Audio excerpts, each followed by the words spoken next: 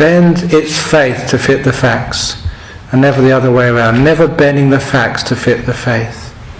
So superstition doesn't have a part of this. But nevertheless, you find, as a religion like Buddhism gets into people's cultures, they always tend to add these superstitious things onto it. And I want to sort of deal with a few of those things to begin with. Even here I see that some of you are wearing these Buddha medallions. And some people wear not just one, but 2, 3, 4, 5, 10, 20. And they think it can bring you good luck. But if you carry too many Buddha medallions around your neck, it doesn't give you good luck, it gives you neck ache. And it's quite obvious why, all that weight around you. And also, it also brings you sort of a lack of money, because some of those Buddha medallions cost a lot of money. And that was one of the things which was added onto Buddhism in a country like Thailand, where I grew up. And my goodness, sometimes you see these Thai Buddhists with hundreds of medallions around their neck. And what are you doing that for? And I read this story, which is a great story in the newspapers, a true story. Some of these Buddha medallions, you can actually buy them for lots of money. And this Thai general had one which was worth $500,000 US. This is no joke, they cost that much. He bought it, $500,000 US, because this medallion was going to stop bullets. So, and that's very important for a soldier. So he was in his mess, in some sort of army camp somewhere outside of Bangkok. And he was just bragging about this medallion he just bought for $500,000 US, and how it would protect him from bullets. And he said, "If you don't believe me," he said to the major, "take my gun and shoot me." And the major took that as an order, so he took his gun and pulled the trigger. You know what happened? It's amazing. It killed him. And that's why I got into the newspapers. This general died because he believed in this $500,000 sort of trinket.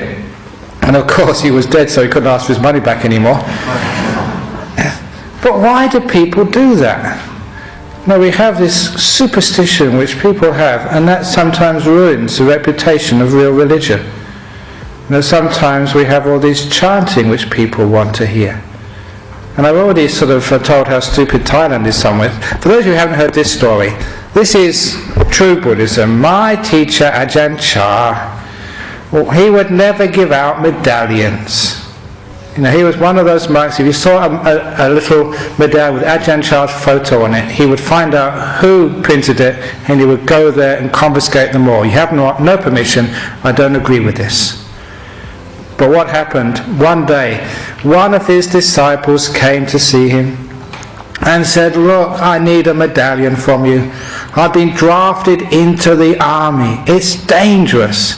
Even though there were no wars on, there were very many skirmishes on the borders between the communist countries, and even with Burma as well. He said, "I'm afraid of getting shot. I need one of these medallions. I know you can do it. You're a holy monk. Give me a Buddha to put around my neck to protect me from bullets." And Ajahn Cha kept saying, "No, no, no, we can't do that. Please, please, please. No, no, no." Ajahn Cha, you've been teaching us about gratitude. I've been feeding you, looking after you for such a long time. The least you can do is give me a Buddha to put around my neck to protect me from bullets.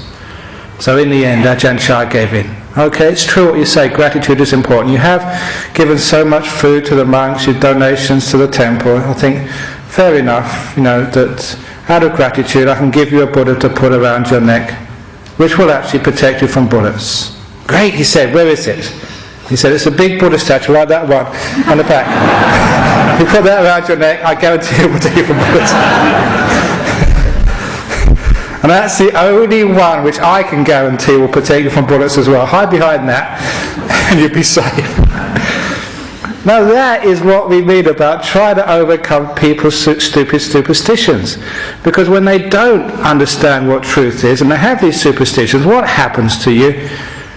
That you have a medallion around your neck, you think that's all that really matters, and you get yourself into big trouble. Or you get some chanting done by the monks and you think, oh, now I've got the chanting done, I don't need to care about my health.